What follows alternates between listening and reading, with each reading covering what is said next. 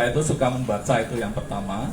Lalu saya suka sejarah dari dari SD, SMP, SMA. Itu nilai IPS saya itu tinggi karena saya suka membaca itu. Pertama itu. Yang kedua, bahwa saya 21 tahun tinggal di Cilacap. Saya makan, saya hidup ada di Cilacap. Maka saya harus mencintai Cilacap. Salah satu mencintai Cilacap adalah saya harus mengenal Cilacap. Dan salah satu mengenal untuk Cilacap, bagaimana saya mengenal sejarahnya. Apalagi di komunitas histori, Cilacap History, saya bisa berkesempatan untuk banyak menimba ilmu tentang Cilacap. Ada banyak referensi yang ada di saya, seperti yang ada di dalam buku ini. Ini bukunya, di dalamnya ada sumbernya. Itu saya punya bukunya, jadi dari situ saya hanya istilahnya gaduk-gaduk ke.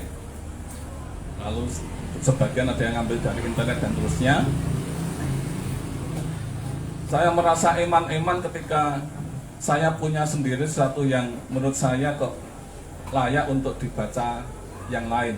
Makanya saya mencoba untuk menulis dan saya jadikan buku. Mengapa saya jadikan buku? Karena ada pepatah Yunani, saya lupa namanya, tapi dengan tulisan itu akan abadi. Dan tulisan-tulisan ini sebenarnya sudah saya tuliskan di Facebook Cilacap Tempo dulu. Walaupun sekarang saya agak tidak begitu aktif di sana karena sudah beda haluan.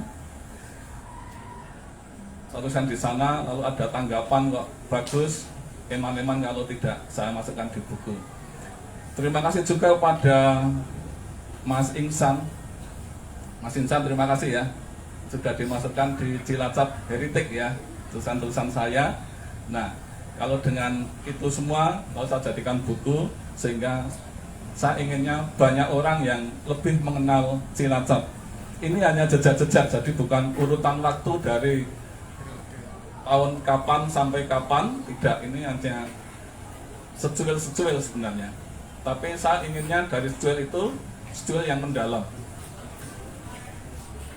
Moga-moga nanti dari awal ada jejak-jejak sejarah Cilacap, nanti bisa berkembang mungkin lintasan-lintasan sejarah Cilacap, mungkin ada pernik-pernik sejarah Cilacap dan terusnya.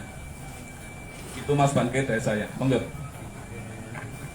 Jadi ini Pak Thomas membuat bukunya itu bukan dari hasil adol jere kulandean gitu ya Pak ya, seperti yang browsing-browsing kan kadang suka ya dalam tanda kutip mungkin apa ya, menyesatkan lah atau apa gitu kan, tanpa dasar bukti yang jelas gitu, baik foto maupun tulisan atau dokumenter gitu ya Pak.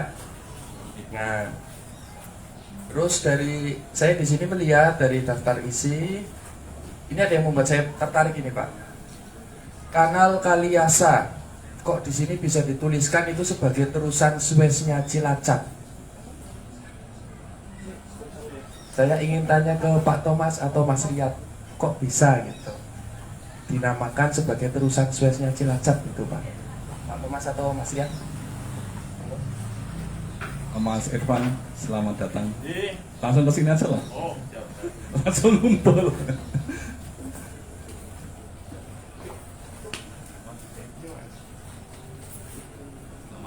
Selamat datang Mas Irfan.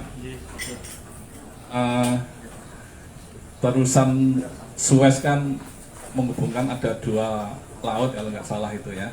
Lalu kalau terusan Suez di Cilacap, Kanal Kaliasa itu kan seperti menghubungkan antara Serayu dengan Laut Selatan sebenarnya, hanya lewatnya di itu ya, di sampingnya itu. Hanya karena biar judulnya itu biar agak gitu aja. Mas Riyad mungkin mau nambah. Terima kasih. Selamat datang Pak Mas Irfan. Jadi kanal Kaliasa ini menarik ya. di satu sisi masyarakat Cilacap beranggapan bahwa pengambilan tiang pendopo kabupaten itu berasal dari Penyarang, dari hutan Penyarang. Di sana diambil sebuah kayu yang besar ukuran puluhan meter, dibawa dengan sabuk yang bekasnya itu membentuk kali, ceritanya seperti itu, dan disebut kali sabuk. Padahal kalau kita lihat dari arsip-arsip Belanda, bahwa kali sabuk, kali saya lupa Diksogian itu merupakan kali buatan yang gagal sebelum membentuk Kaliasa. Sebelum tahun 1830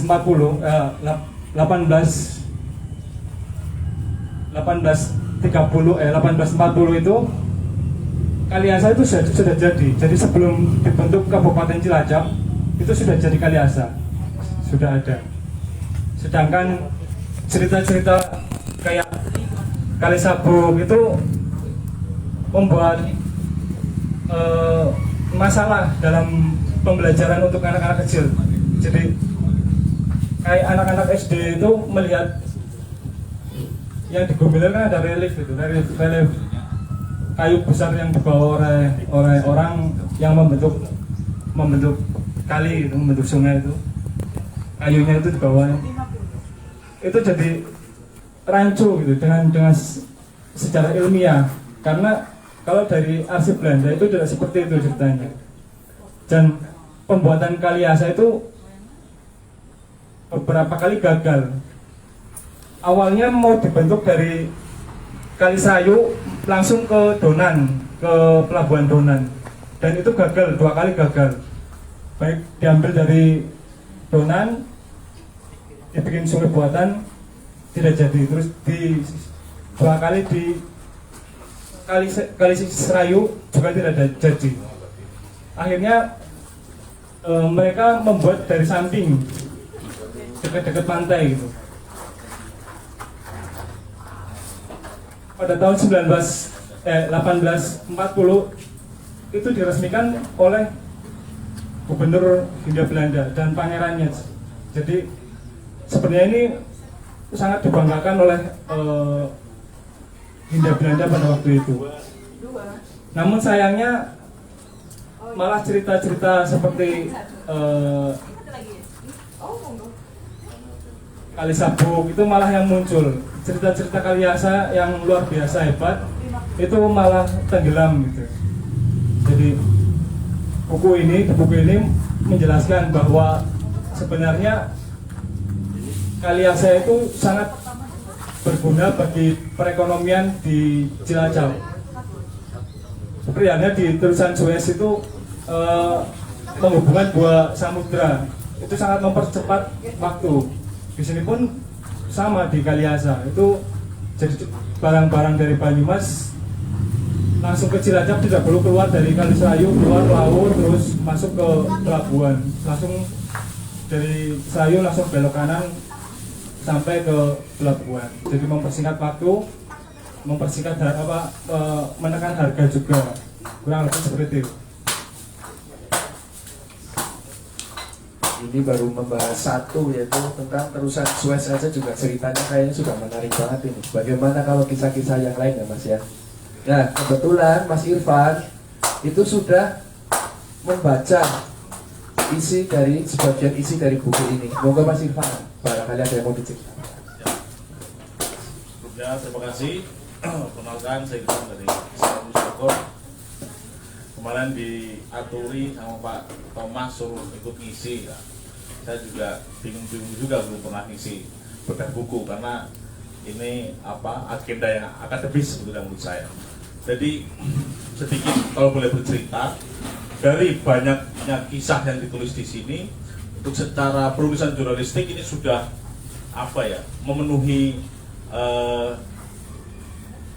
memenuhi syarat-syarat sehingga bisa dikatakan sebagai buku yang ilmiah. Kemudian ada beberapa cerita yang menarik tadi tentang terusan Sueznya Cilacap, itu juga menjadi perhatian kami karena kisah-kisah yang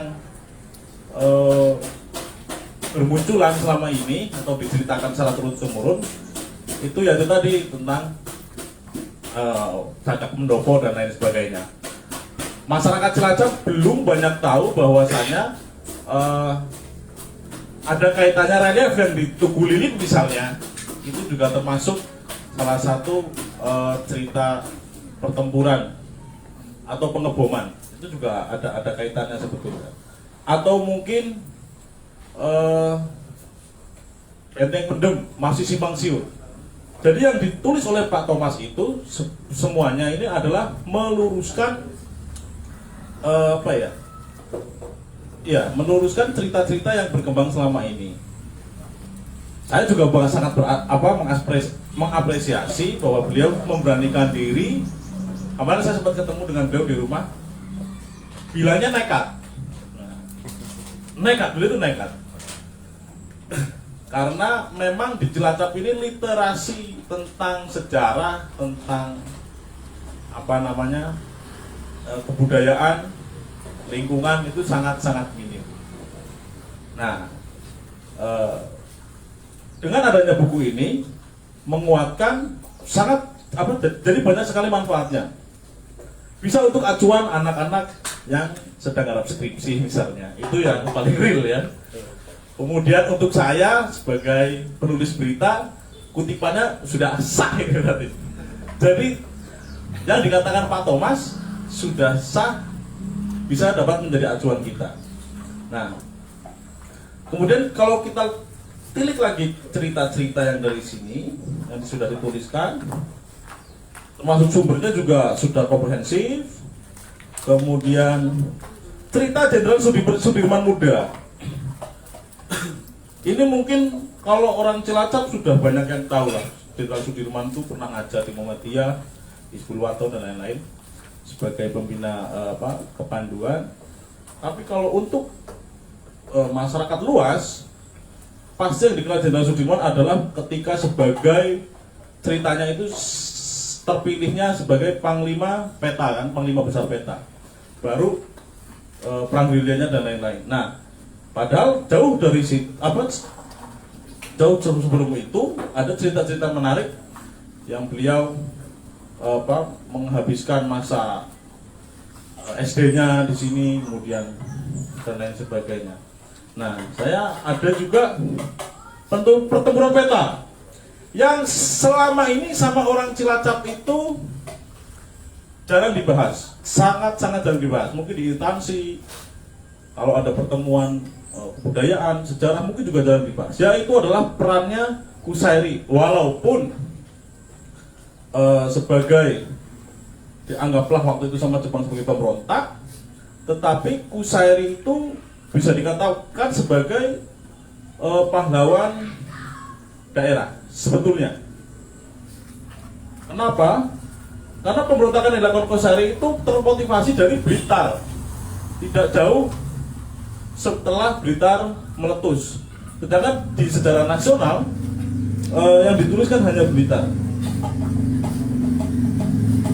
Nah, sebetulnya Cilacap itu patut berbangga ya, kita sebagai orang Cilacap untuk ada catatan sejarah kemerdekaan yang kita ikut berperan serta.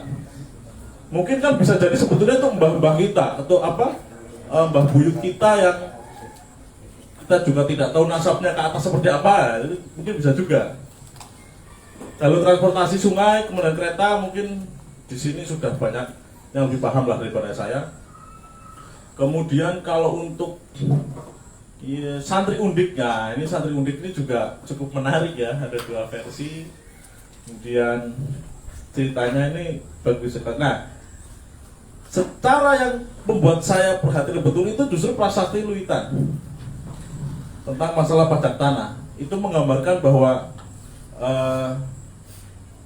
pengadministrasian negara sejak zaman dahulu kala mungkin ini jadi karena saya wartawan mungkin otaknya sedikit nakal ya. Jadi ternyata praktek seperti itu sudah ada sampai zaman sekarang. Itu yang membuka tabir baru lah menurut saya tentang administrasi negara di negara kita ya, di Republik. Ya mungkin itu sih yang menjadi perhatian saya yang sangat luar biasa. Pada intinya dalam cerita-cerita ini, buku ini sangat bermanfaat untuk kedepannya, terutama mungkin bagi putra-putri beliau ya kan, ada kebanggaan tersendiri masih, itu sudah jelas, dan bisa menjadi acuan. Karena tanpa menulis buku kita itu mungkin apa ya, pola pikir lama lah. Tanpa adanya buku tidak tercatat ya, walaupun ada media sosial ya. Tapi ini sebagai absah. Nah, jadi teman-teman di keluarga kita, komunitas Cerdas History sudah ada yang bisa menorehkan curahan pikirannya secara akademis. Saya minta tepuk tangannya untuk Pak Thomas. Terima kasih Mas. Monggo Mas lihat barangkali ada yang mau ditambahkan seputar buku ini. Saya cuma menambahkan di luar dari buku. Jadi Mas Irfan ini adalah orang pertama sebelum saya mengenal teman-teman di sini kayak Mas Indu, Pak Sigit, terus semuanya. Jadi pada saya pertama saya kan bekerja di luar. Tahun ini bulan Maret baru datang nyampe di Indonesia. Jadi saya itu ini buram lah tentang teman-teman di sini gitu yang suka sejarah mana. Tapi ada satu malam Mas Irfan ini yang mendatangi rumah saya. Mas pengen ngerasain sejarah ya. Dan dari situ alhamdulillah saya menjadi banyak teman lah karena tulisan-tulisannya berada di media sosial dan di mana-mana gitu. Jadi saya atas nama komunitas Cilacap History mengucapkan terima kasih banyak kepada Mas Irfan. Tolong mohon tepuk tangannya buat Mas Irfan. Monggo untuk rekan-rekan yang lain ada yang ingin ditanyakan seputar Pak Thomas atau bukunya dan sebagainya. Monggo. Ada nggak?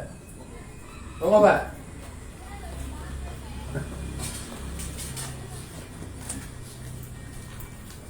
Assalamualaikum warahmatullahi wabarakatuh. Saya Agus Darwanto, saya dari SMA Negeri 1 Maos. Saya tertarik dengan tadi pembahasan masalah terusan Suez tadi ya.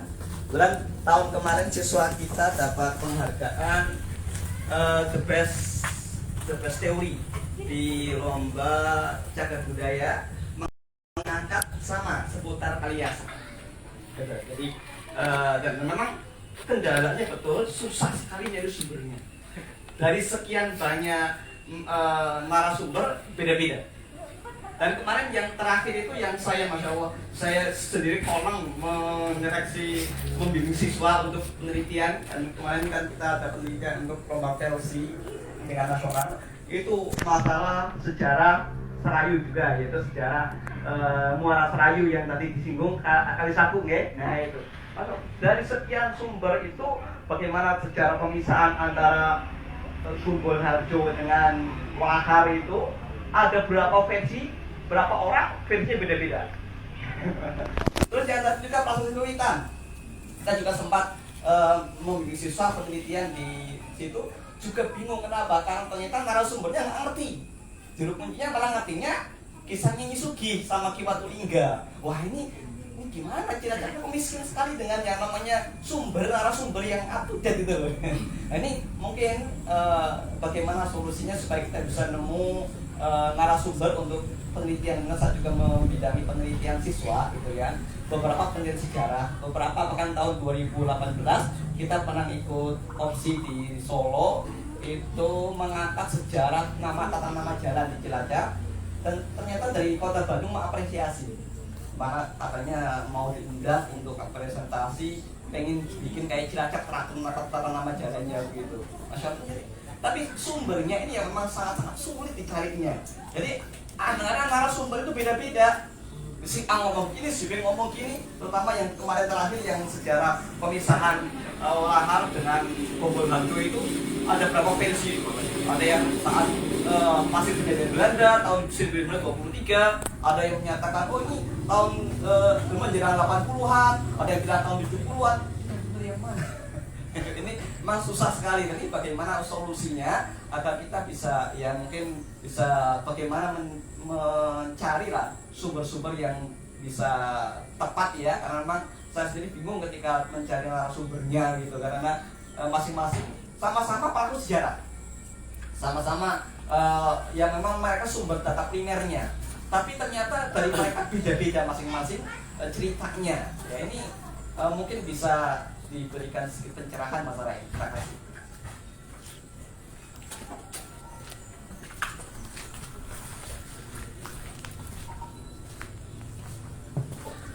Terima kasih Pak Agus Darmanto. Kalau masalah historiografi saya agak belum juga historiografi karena memang saya baknya bukan di situ. Tapi cara sederhana saja adalah kita cari sumber.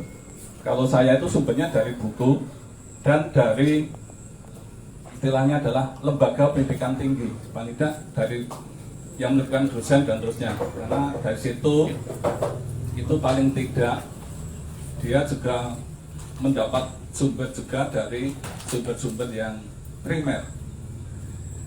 Lalu untuk khusus untuk di Cilacap ini bagaimana meliterasi sejarah, kita tidak boleh langsung istilahnya ya, nyerang langsung dia gitu, nggak boleh, harus pelan-pelan. Karena apa? Karena memang banyak versi tadi. Yang kedua, kita harus punya referensi yang kuat, itu harus kita punya itu. Dan saya mendapatkan beberapa buku tentang Cilacap, tapi sumbernya dari internet. Wah, ini ada buku, tapi sumbernya dari internet saja, tidak dari buku. Kalau saya tuh lebih suka sumbernya dari buku. Kalau dari internet itu hanya untuk istilahnya apa ya, mendamping. Maka kalau ada buku, ya kita lawan dengan buku. Kalau dia main pedang, kita lawan dengan pedang. Kasarnya seperti itu. Tapi kita tidak boleh langsung apa ya, dies gitu, tapi pelan-pelan saja.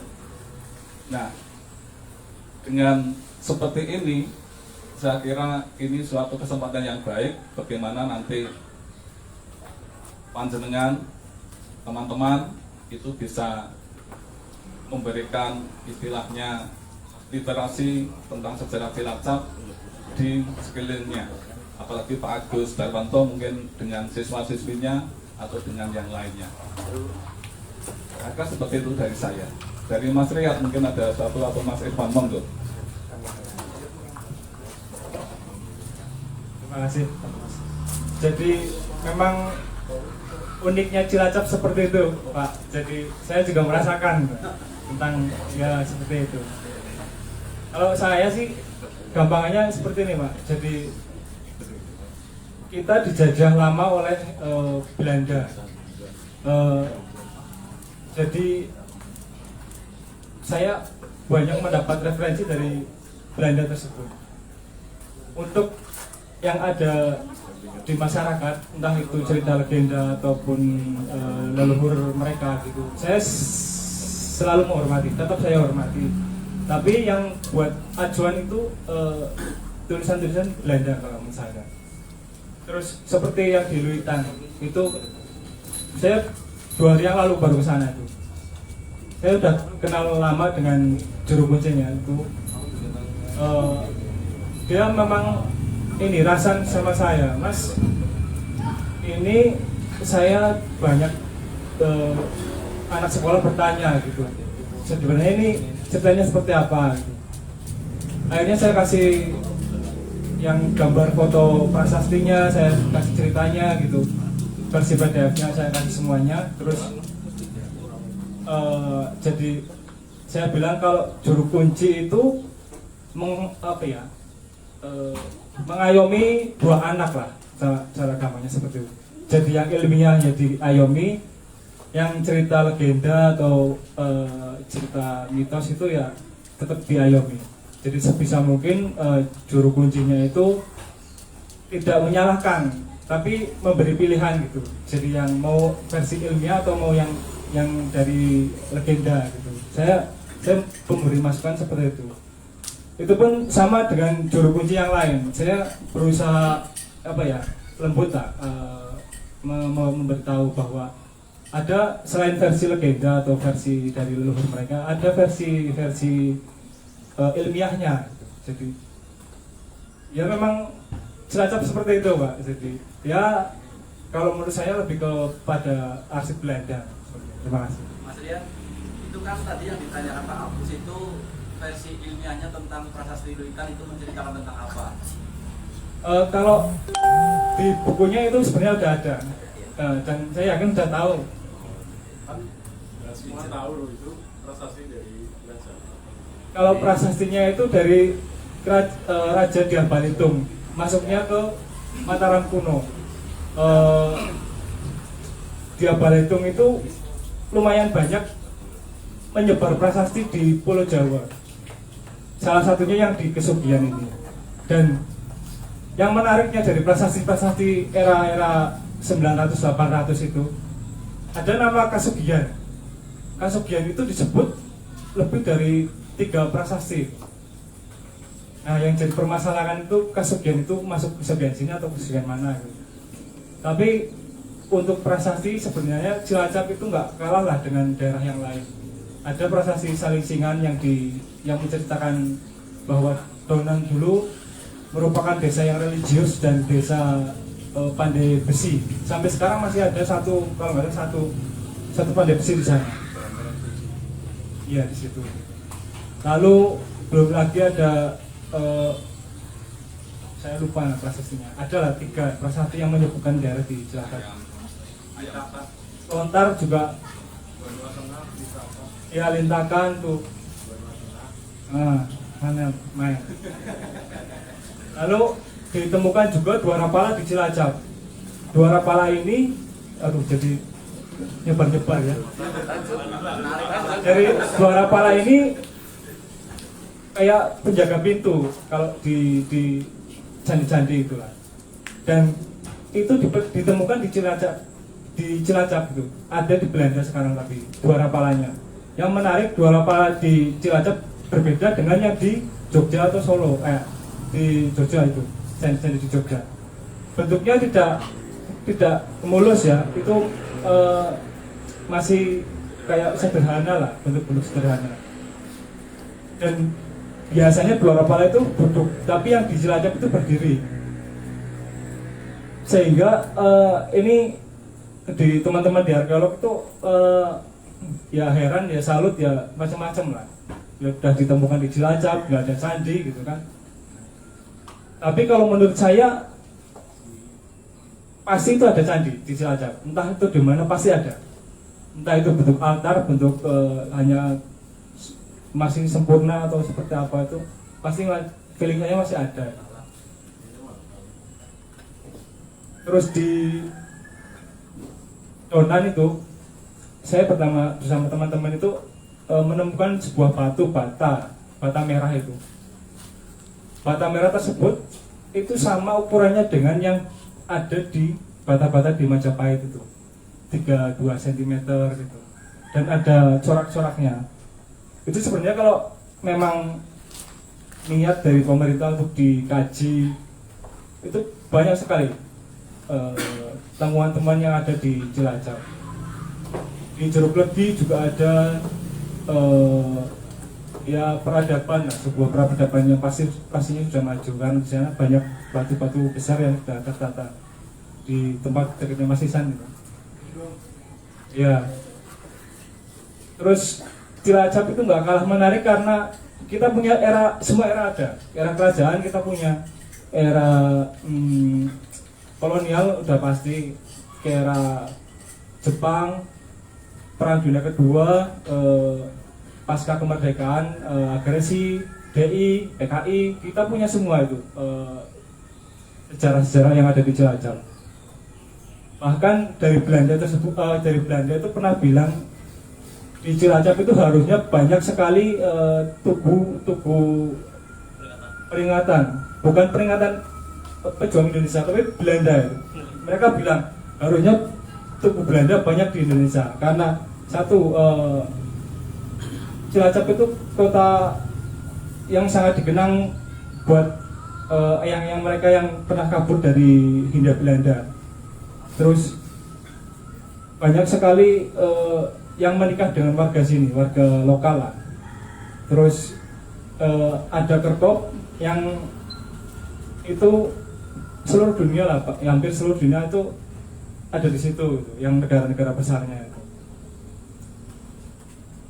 Yang menarik itu orang Belandanya bilang ini harusnya ada monumen Belanda di sini karena banyak meninggal loh, seperti Jepang ke Cilacap itu buat nyerang sekitar ratusan lah, 200-400 meninggal. Belum lagi pesawat jatuh di Kroya. Saya baru kemarin ke sana, saya lihat memang itu apa, arealnya itu luas, pesawat besar itu jatuh di sana gitu. Dan hal-hal seperti ini itu sayang loh kalau hilang gitu, terputus atau ya nggak dikulik gitu. Jadi saya merasa prihatin tuh atas ya kondisinya lah seperti itu lah. Ya semoga aja dengan di SMA Maos ada yang mengulik sejarah tentang Serayu ataupun Kaliasa yang kecil-kecil yang nggak masalah. Selama itu sejarah ya ditulis gitu. Lalu dan sejarah itu di mana, entah itu di tentara, entah itu di daerah luar, itu tetap harus dikulik. Jadi sejengkal tanah yang kita injak itu mungkin dulunya merupakan peradaban kuno. Terima kasih. Monggo satu pertanyaan lagi barangkali rekan-rekan. Monggo Pak. Mbak.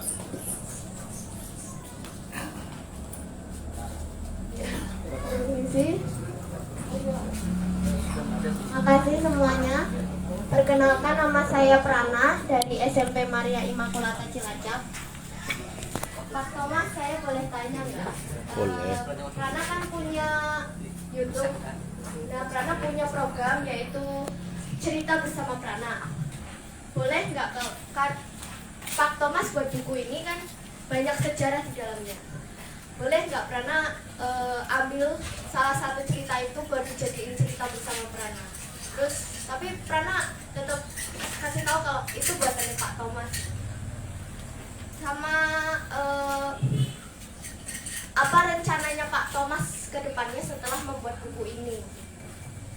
Apakah mau dibuat video penjelasan atau mau buat buku lagi? Soalnya kan saya Prana itu masih pelajar. Kalau misal membuat video kan jadi ada yang berbeda gitu loh. Dari belajar sejarah atau videonya jadi lebih asik. Makasih.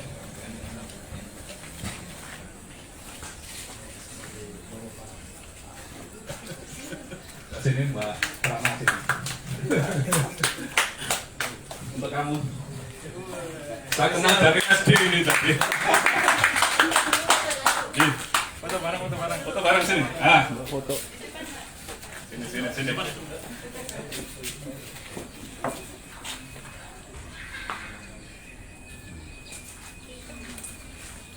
Oke, terima kasih. Sama-sama. Saya dengan Mbak Prana itu kenal dari SD ya, dia SMP-nya di Immaculata, tapi tetap di Pius, saya nggak pindah. Gini Mbak Prana, buku ini terbuka mau diapain silahkan, tidak hanya Mbak Prana, yang lainnya silahkan.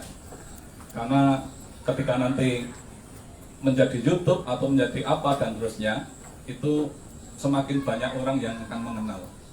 Karena tujuan saya menulis buku adalah biar banyak orang yang mengenal atau berliterasi tentang sejarah atau peradaban Cilacap.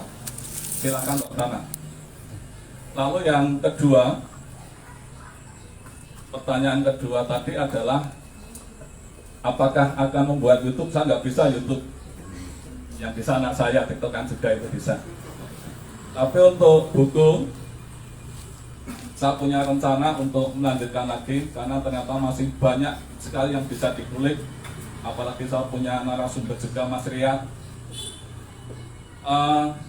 Beberapa minggu ini saya lagi mendalami tentang pemikiran tiga intelektual Cilacap menjelang kemerdekaan Indonesia, yaitu ada N.A. Pasgar, ada Nyonya Suroso, dan satu lagi adalah pahlawan nasional yaitu Soekardjo Wirjopranoto. Hanya sayangnya yang dua orang saya sebutkan dari awal itu tidak ada riwayat hidupnya.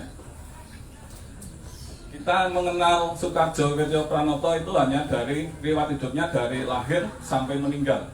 Tapi pemikirannya itu apa? Nah itu yang ingin saya kulik. Yang kedua,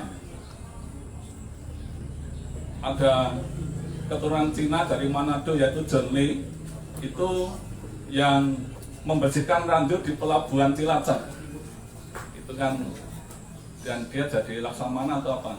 Ya, itu kan perlu dikulik juga, jadi biar banyak masyarakat mengenal bahwa Cilacap itu tidak hanya satu etnis tapi multi etnis, dan Cilacap itu suatu yang luar biasa kalau dikulik.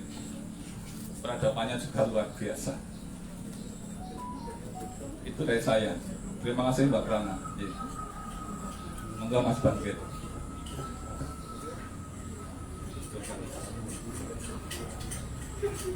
Oke, terima kasih semuanya. Dengan lahirnya buku ini, maka pesan dari Pak Thomas ingin membangkitkan rasa semangat cinta akan sejarah Cilacap. Jadi bukan hanya cinta dengan apa yang sedang dibangun seperti taman atau apa gitu. Yang Pak Thomas inginkan adalah selain cinta dengan pembangunan yang ada di Cilacap ini, warga Cilacap juga harus cinta dengan sejarah yang ada di Cilacap. Salah satunya lewat buku ini. Sekian, akhir kata, wassalamualaikum warahmatullahi wabarakatuh.